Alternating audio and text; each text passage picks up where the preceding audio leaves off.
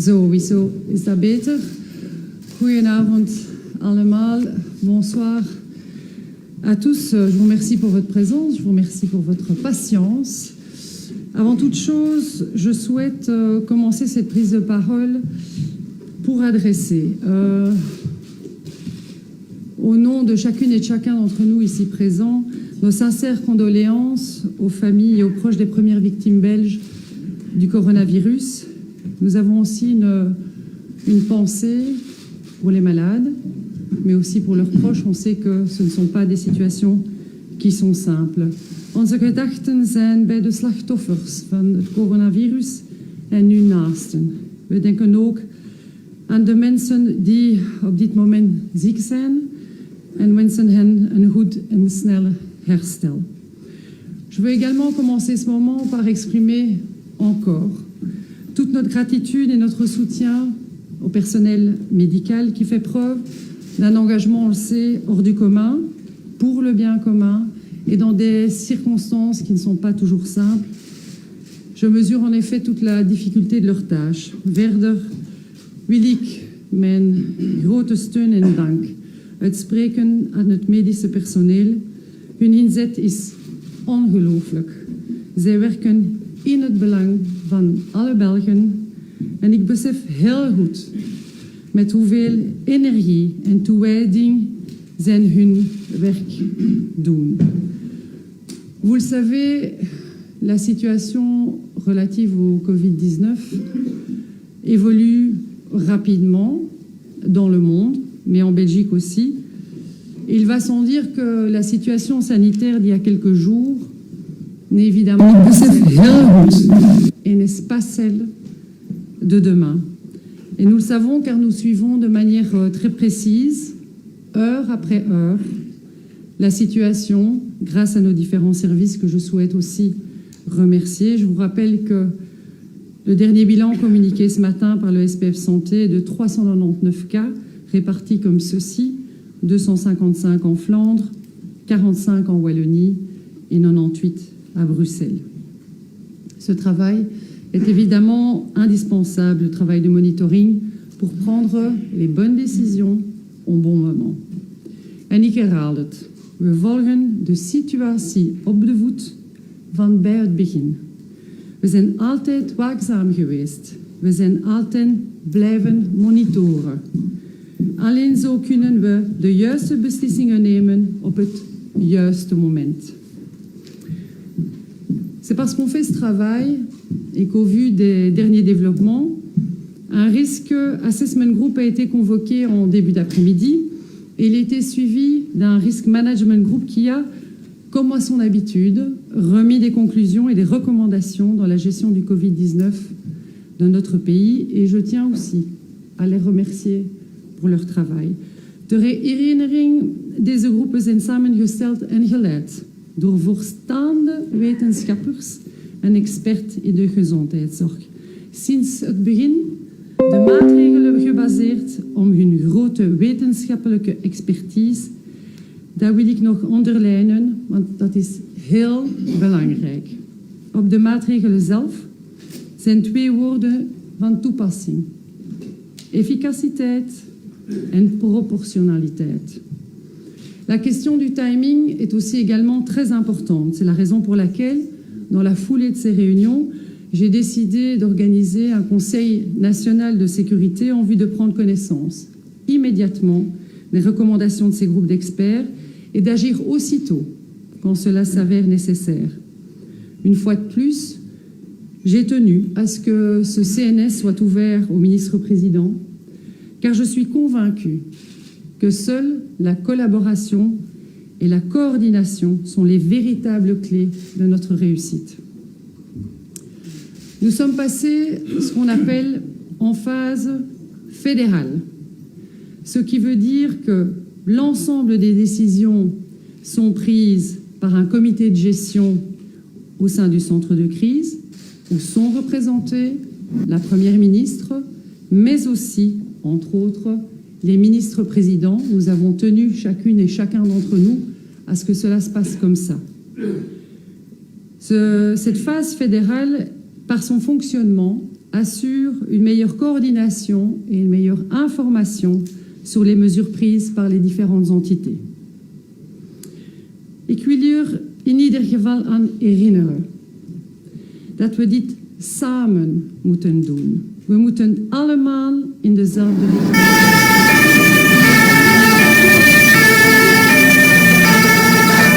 Genomen maatregelen ook echt worden toegepast.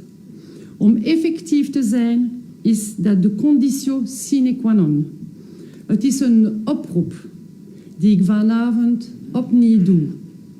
En ik hoop dat hij wordt gehoord.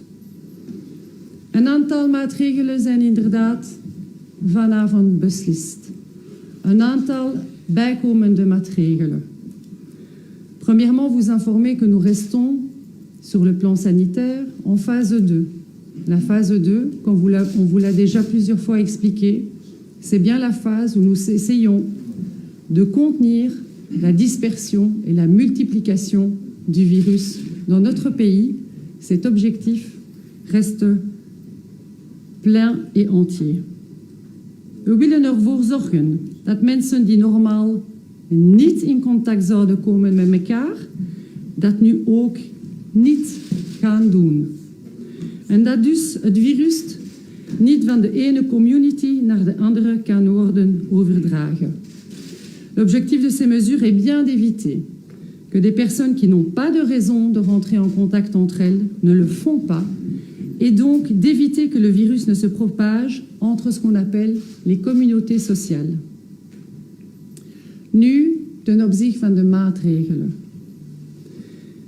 Toutes les activités récréatives, qu'elles soient récréatives donc, sportives, culturelles, folkloriques, peu importe leur taille ou leur nature, qu'elles soient de manière publique ou privée, sont annulées.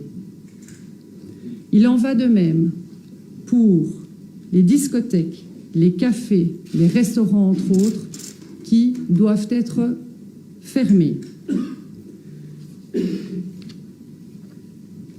De maatregelen rond onder andere telewerking en vergadering blijven van kracht en moeten indien mogelijk versterkt worden. Dat is ook heel belangrijk.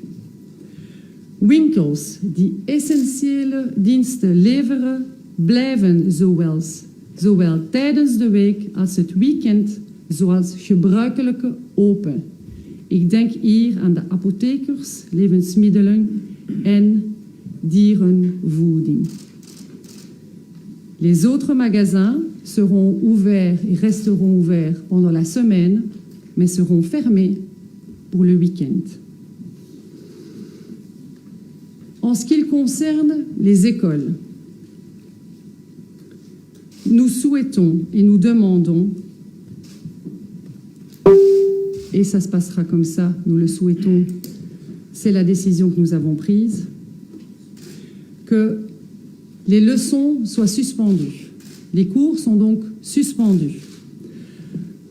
L'encadrement des enfants sera assuré, au moins pour les personnes qui sont eux-mêmes, qui travaillent eux-mêmes dans le domaine des soins. Pour les enfants dont il n'est pas possible d'organiser une garde autre que par des personnes âgées. Je vous rappelle que le groupe à risque important, c'est bien les personnes âgées. L'idée, ce n'est pas que ces enfants soient gardés par leurs grands-parents.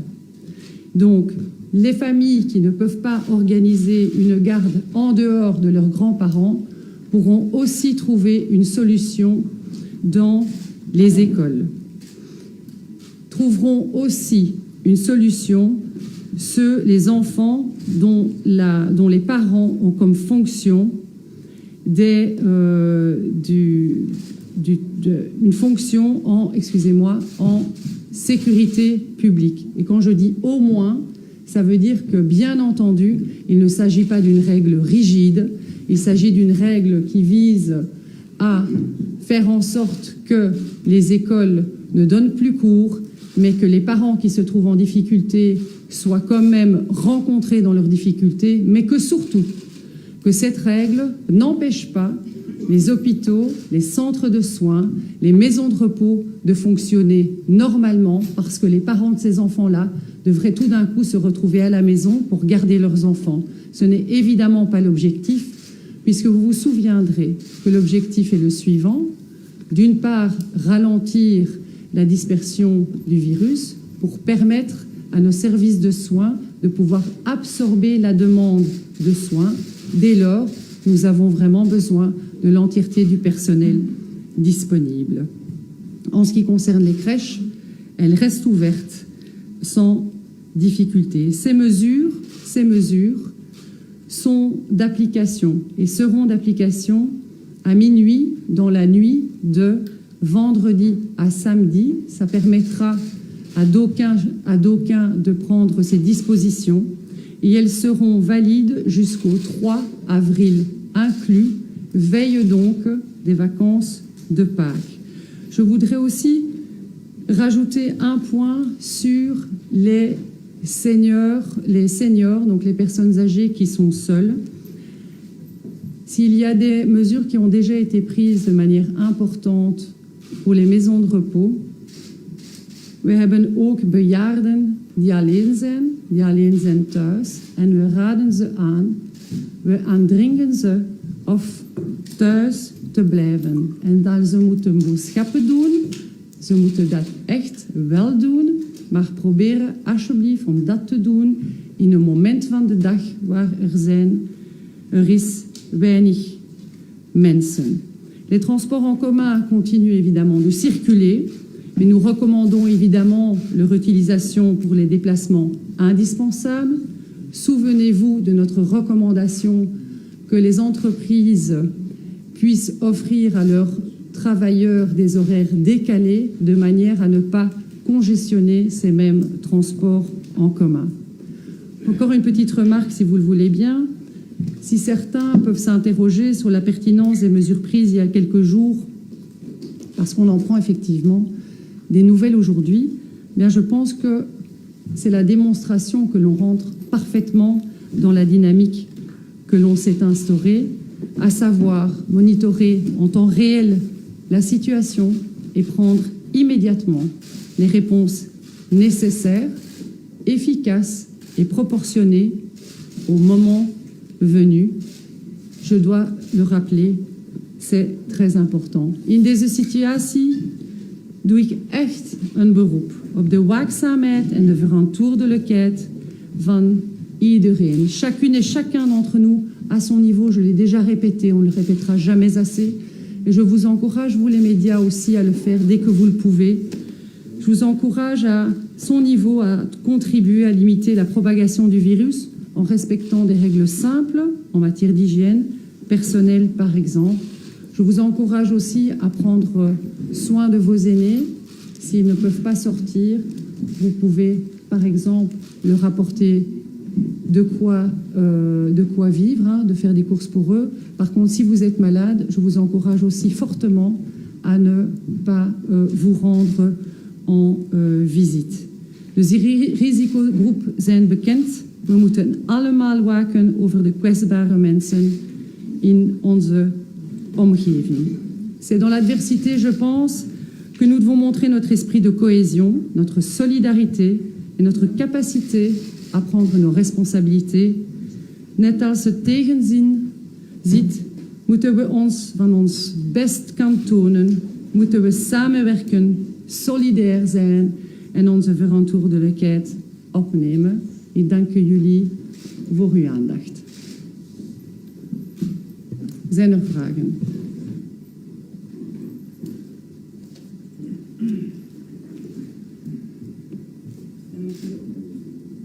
Madame Crivellaro. Ça a l'air d'avoir été un petit peu compliqué de prendre la mesure par rapport aux écoles. Qu'est-ce qui a coincé? En fait, il faut quand même réaliser, si je peux me permettre, et je sens que l'atmosphère de la salle l'illustre bien, que ce ne sont pas des mesures anodines, ce ne sont pas des mesures qui sont simples à prendre, ce ne sont pas des mesures que l'on prend d'un revers de la main en se disant « on verra ensuite ». Et vous comprendrez bien qu'il n'est pas anormal que quand on prend des mesures qui bouleversent l'organisation de la société comme nous venons de le faire aujourd'hui, nous le faisons d'abord parce que c'est nécessaire, nous le faisons sur base de recommandations de scientifiques pour éviter que la situation soit plus grave après, et nous le faisons éminemment en concertation pour que tous ensemble avancions de concert. Je pense qu'on ne peut pas reprocher au monde politique de prendre le temps de la réflexion pour être sûr que l'ensemble des questions aient été correctement posées et analysées. Je rappelle aussi ceci, pourquoi est-ce qu'il y a un délai entre l'annonce aujourd'hui et la mise en application de l'ensemble des décisions qui ont été prises? Parce que derrière aussi, il y a toute une série de questions d'application juridique avec l'ensemble des partenaires. Et à nouveau, nous ne voulons pas faire les choses dans la précipitation, et c'est bien de cette manière-là qu'on a travaillé aujourd'hui. Est-ce que les sanctions prévues, si les gens ne respectent pas ces règles, par exemple si les restaurants ouvrent malgré vos interventions? Peter, il y a effectivement des sanctions prévues, mais je vais laisser notre ministre de l'Intérieur répondre à cette question. Donc toutes les mesures qui ont été proposées sont des mesures qui sont d'application sur l'entièreté du territoire belge. Ça veut donc aussi dire que si les mesures que nous avons proposées, que le gouvernement a proposées, ne sont pas respectées, que ce sont les services de police qui seront munis de moyens administratifs donc pour vérifier l'exécution des mesures et si nécessairement de restaurer, tout d'abord de maintenir et puis de sauvegarder l'ordre public. Mais donc il y a tout un set de mesures administratives qui sont applicables pour veiller à ce que les mesures soient respectées. Heeft de regering een compensatie voor al die horecazaken en winkels die dicht moeten? Er zal zeker een we hebben al heel veel maatregelen genomen ten opzichte van de economische moeilijkheden voor veel bedrijven en zelfstandigen. Natuurlijk, we zullen fase per fase doorgaan. Wat bedoel ik? Eerst en vooral de gezondheid van onze bevolking. En daarna, we moeten zeker en vast blijven de socio-economische impact bestuderen. En we zullen dat ook doen in samenwerking tussen het federale niveau en de deelstaten.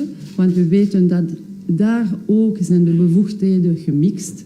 En we zullen in een heel korte termijn dit evalueren en zien wat nog kan gebeuren. Want natuurlijk, de bedoeling is zeker niet de mensen te laten vallen, maar ook niet de economische wereld te laten vallen. Maar laat ons toe eerst aan onze bevolking en de gezondheid van de mensen te denken. Oui, pardon. Het sluiten van de cafés, restaurants, discotheken, wanneer gaat dat in? Gaat dat in de nacht van vrijdag op zaterdag of middernacht? Ja, alle maatregelen zijn op die moment op dezelfde moment genomen omwille van een simpel, eenvoudige reden. We willen klaarheid in de maatregelen die wordt genomen. Daardoor zullen op dezelfde moment in kracht zijn. Oui. Est-ce que vous avez un commentaire particulier ou un conseil pour tous ces magasins qui sont pris d'assaut pour l'instant par la population, visiblement aux quatre coins du pays? Mais je pense que ce n'est pas un conseil aux magasins que je donnais, c'est peut-être un conseil à la population. Je pense que ce n'est pas raisonnable de s'imaginer dans des situations aussi dramatiques que l'on prenne d'assaut et qu'on vide les rayons. La solidarité, elle doit s'exercer à tout niveau, non seulement au niveau du monde politique, mais aussi au niveau du monde individuel. Si vous videz un rayon d'un stock de pâtes, non seulement ça n'est pas nécessaire, mais en plus, ça n'est pas totalement un esprit solidaire par rapport à votre voisin, aux autres personnes qui vivent dans votre quartier.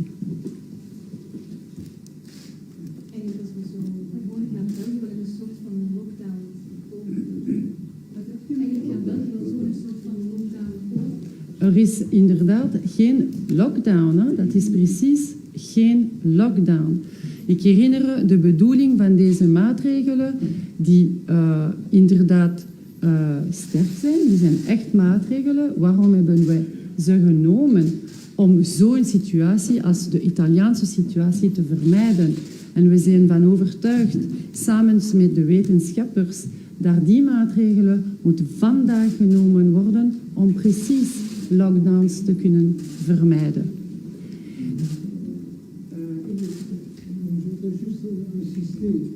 Tout le système alimentaire fonctionne. Et donc il faut dire et répéter, les magasins, les grands magasins d'alimentation restent normalement ouverts et sont normalement alimentés. Donc il n'y a vraiment aucune raison, comme vient de le dire la Première ministre, de se précipiter, d'acheter des conserves et de vider le rayon de spaghettis.